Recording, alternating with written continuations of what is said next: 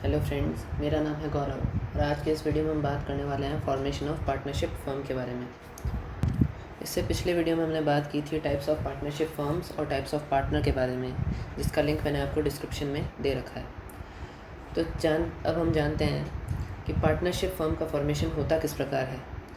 Partnership firm को बनाने के लिए सबसे पहले आपको चाहिए एग्रीमेंट। अब ये एग्रीमेंट जो है वो ओरल भी हो सकता है, रिटर्न में भी हो सकता है, लेकिन फ्यूचर में डिस्प्यूट्स को रोकने के लिए ऐसा एडवाइजेबल है कि जो भी डॉक्यूमेंट हो, जो भी एग्रीमेंट हो, वो क्या हो, रिटर्न में हो। क्योंकि डॉक्यूमेंट रिटर्न में होगा तो कोई भी पार्टनर अपनी कही हुई बात से मुकर नहीं सकता, दूर नहीं भाग सकता। अब ये पार्टनर्स के ऊपर है कि जो पार्टनर्स हैं वो अपनी फर्म का रजिस्ट्रेशन करवाते हैं या नहीं करवाते। क्योंकि पार्टनरशिप एक्ट 1932 में ऐसा कहीं नहीं लिखा हुआ कि पार्टनरशिप फर्म को आपको रजिस्टर करवाना ही पड़ेगा, ऐसा कहीं पर भी कंपल्सरीली नहीं लिखा हुआ। अब हम बात करते हैं पार्टनरशिप डीड के बारे में। तो क्या होती है पार्टनरशिप डीड? पार्टनरशिप डीड वो डॉक्यूमेंट है जिसमें सारी की सारी टर्म्स और कंडीशन लिखी हुई रहती है। ये एक प्रकार का स्टैम्प पेपर होता है जिसमें सारे के सारे रूल्स, रेगुलेशन, टर्म्स और कंडीशंस जो भी होती है पार्टनरशिप फर्म की, वो सारी इसमें मेंशन की हुई होती है। जो मेन कंटेंट है पार्टनरशिप डीड के वो कुछ इस प्रकार है, जिसमें सबसे पहले आता है नेम ऑफ़ द फर्म, दूसरे नंबर पे आता है name and address of partners, इसका थर्ड पॉइंट है nature of business of the firm, मतलब किस प्रकार का बिज़नेस करने वाली है फर्म। आपको पिछले वीडियोस में मैं बता चुका हूँ कि पार्टनरशिप फर्म हमेशा लीगल बिज़नेस को ही रन कर सकती है। अगर कोई इलीगल बिज़नेस है तो उसको हम पार्टनरशिप कंसिडर नहीं करेंगे। चौथा पॉइंट है इसमें प्लेस ऑफ बिज़नेस। पाँचवा पॉइंट है capital contributed by each partner, her partner ने कितना कितना पैसा लगाया है उस बिज़नेस में, तो वो भी पार्टनरशिप डीड में मेंशन करना ज़रूरी है। इसका नेक्स्ट पॉइंट आता है, सिक्स पॉइंट, वो है प्रॉफिट शेयरिंग रेशियो, मतलब पार्टनर्स जो हैं वो किस रेशियो में अपना प्रॉफिट शेयर करेंगे।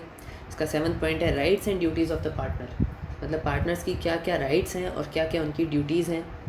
इसका नेक्स्ट पॉइंट है, एट्थ नंबर पॉइंट जो है the mode of maintaining accounts, मतलब किस प्रकार से आप अकाउंट्स मेंटेन करेंगे। या तो ये इलेक्ट्रॉनिक फॉर्म में भी हो सकता है और मैनुअल फॉर्म में भी हो सकता है। रेट ऑफ इंटरेस्ट पेबल, जो भी पार्टनर्स हैं उनकी कैपिटल पर उनको कितना इंटरेस्ट मिलेगा। अब अगर किसी पार्टनर ने कुछ कैपिटल विड्रॉ कर ली, अब कोई कैपिटल अगर विड्रॉ करता है तो विड्रॉ को क्या बोलते हैं हम, ड्राइंग्स। तो ड्राइंग्स पे उसको क्या करना पड़ेगा, इंटरेस्ट फर्म को पे करना पड़ेगा। तो किस रेट पे उसको इंटरेस्ट पे करना है उसकी भी डिटेल रहेगी। इसका 11th पॉइंट है amount of salary, her partner को कितनी कितनी सैलरी मिलेगी। अगला पॉइंट है इसका प्रोविज़न रिगार्डिंग रिटायरमेंट और डिसोल्यूशन को लेके जितने भी प्रोविजंस हैं, जितने भी टर्म्स कंडीशन है वो सारी लिखी हुई रहती है। डिस्प्यूट सॉल्व करने के क्या क्या मेथड्स हैं। और इसका लास्ट पॉइंट है whether interest is payable on the loan provided by the partners. मान लीजिए अगर कोई पार्टनर फर्म को लोन देता है तो क्या उस लोन पर उसको इंटरेस्ट मिलेगा या नहीं, ये चीज़ भी कहाँ पर मेंशन होती है, पार्टनरशिप डीड में। अब हम बात करते हैं रजिस्ट्रेशन ऑफ पार्टनरशिप फर्म के बारे में। लीगली ऐसा कहीं पर भी नहीं लिखा हुआ कि आपको फर्म को रजिस्टर करवाना ही पड़ेगा, लेकिन अगर पार्टनर चाहें तो उसको रजिस्टर करवा सकते हैं। अब अगर कोई पार्टनरशिप फर्म को रजिस्टर नहीं करवाता है तो उसको कुछ कॉन्सिक्वेंसेस फेस करने पड़ सकते हैं। मेनली इसमें 4 कॉन्सिक्वेंसेस हैं, जिसमें सबसे पहला है एक व्यक्ति जो अनरजिस्टर्ड फर्म का पार्टनर है वो किसी दूसरी पार्टनरशिप फर्म के ऊपर केस नहीं कर सकता, लॉ सूट फाइल नहीं कर सकता। इसका सेकंड पॉइंट है एक व्यक्ति जो अनरजिस्टर्ड फर्म का पार्टनर है वो किसी दूसरी अनरजिस्टर्ड फर्म के पार्टनर पर भी केस फाइल नहीं कर सकता। इसका थर्ड पॉइंट क्या है, एक अनरजिस्टर्ड फर्म जो भी होगी वो किसी थर्ड पार्टी पर या आउटसाइडर पर क्लेम करने के लिए केस नहीं कर सकती। और इसका लास्ट पॉइंट है एक अनरजिस्टर्ड फर्म अपने ही पार्टनर्स पर भी केस नहीं कर सकती अगर वो कोई गलत काम करते हैं तो। अब हम बात करते हैं कि पार्टनरशिप फर्म के रजिस्ट्रेशन का प्रोसीजर क्या है। तो एक जो पार्टनरशिप फर्म होती है इसको आप कभी भी किसी भी वक्त क्या करवा सकते हो, रजिस्टर करवा सकते हो। और पार्टनरशिप फर्म को रजिस्टर करवाने के लिए पार्टनर्स को रजिस्ट्रार के पास जाना पड़ेगा, उनको एक फॉर्म फिल करके देना पड़ेगा, उसी के साथ में उनको कुछ फ़ीस भी देनी पड़ेगी फर्म के रजिस्ट्रेशन के लिए।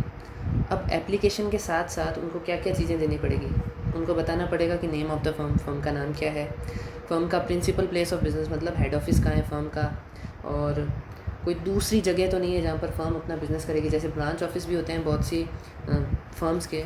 पार्टनर्स का डेट ऑफ एडमिशन क्या है, मतलब वो तारीख बताओ जिस दिन पार्टनर्स एडमिट हुए थे पार्टनरशिप फर्म में। एडमिट मतलब यहाँ पर हॉस्पिटल में एडमिट करने वाला वर्ड नहीं है, यहाँ पर एडमिट का मतलब है जब उन्होंने पार्टनरशिप फर्म ज्वाइन की थी।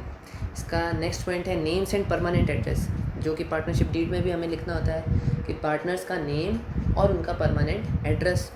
और इसका लास्ट पॉइंट है ड्यूरेशन ऑफ द फर्म। हमने पिछले वीडियोस में बात की थी कि पार्टनरशिप फर्म को फिक्स ड्यूरेशन के लिए भी क्रिएट किया जा सकता है। तो उस फर्म का ड्यूरेशन क्या है, क्या ये पार्टनरशिप एट विल है, फिक्स्ड पीरियड पार्टनरशिप है या पर्टिकुलर पार्टनरशिप है, तो उसके आधार पे आप रजिस्ट्रेशन करवा सकते हैं। दोस्तों इस वीडियो में इतना ही। अगर आपको ये वीडियो पसंद आया तो इसको लाइक करें, शेयर करें और सब्सक्राइब करें मेरा चैनल द कॉमर्स हब। और अगर कुछ डाउट है तो आप मुझे कमेंट सेक्शन में पूछ सकते हैं। Thank you.